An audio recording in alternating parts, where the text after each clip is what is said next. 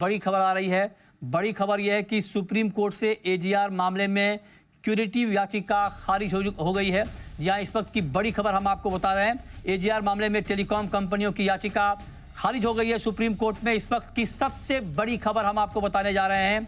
AGR मामले में telecom कंपनियों की याचिका सुप्रीम कोर्ट में, जी हां, सुप्रीम कोर्ट में याचिका खारिज हो गई है। ओपन कोर्ट में क्यूरेटिव याचिका की अर्जी खारिज हुई है। इस पर डिटेल जानकारी के साथ हमारे सहयोगी कुशल जुड़ रहे हैं हमारे साथ। कुशल, बताइए क्या है पूरी खबर।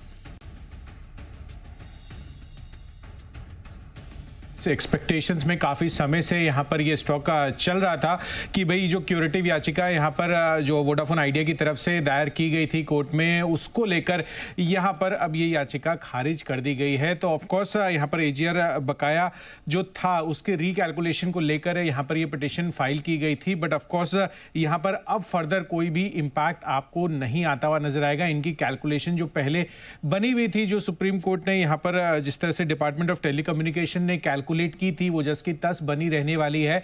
और यहां पर इसी वजह से जो एक्सपेक्टेशंस बन रही थी कि अगर यहां पर कंसिडरेशन हो जाता है कि एजीआर की जो रिकैलकुलेशन है वो हो जाती है, वोडाफोन आइडिया का पर्सपेक्टिव मान लिया जाता है, तो काफी रिपोर्ट्स के अनुसार यहां पर जो कुल मिलाकर 70,300 करोड़ रुपए का बकाया कंपनी पर फिलहाल FY24 तक एजीआर बकाया जो बना हुआ था वो रिड्यूस हो जाता। अगर रिकैलकुलेशन होती तो 30 से 35,000 करोड़ से यहां पर ये रिकैलकुलेशन के अंतर्गत कम हो सकती थी। यानी कि जो कुल एजीआर बकाया है वो ऑलमोस्ट आधा होता हुआ दिख सकता था। बट अब यहां पर यह चीज नहीं होगी। सुप्रीम कोर्ट से एजीआर मामले में क्यूरेटिव याचिका को जो खारिज किया गया है, उस कारण से यहां पर एक बड़ा नेगेटिव असर वोडाफोन आइडिया पर आप आज देख पा रहे हैं। 10% के निचले सर्किट पर यहां पर वोडाफोन आइडिया कारोबार कर रहा है।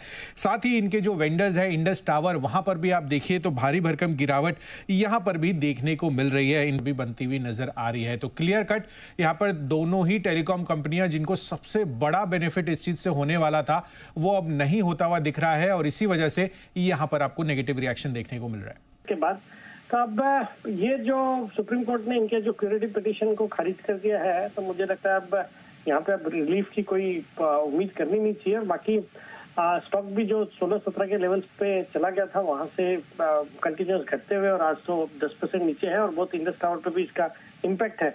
तो मुझे लगता है अब यहाँ पे इस फ्रंट पे कोई रिलीफ मिलने की उम्मीद नहीं करनी चाहिए। और बाकी अब कोर बिजनेस जैसे बड़े कई इन्वेस्टर्स ने चेक इन किया, प्रोमोटर्स फंड इन्फ्यूज कर रहे हैं, तो ये अगर किसी तरीके से अपने जो नॉर्मल बिजनेस को सुधारेंगे तो फिर कुछ उसका फायदा हो सकता है, या फंड्स जुटाना पड़ेगा इनको बाहर से टू क्लियर देयर ड्यूज।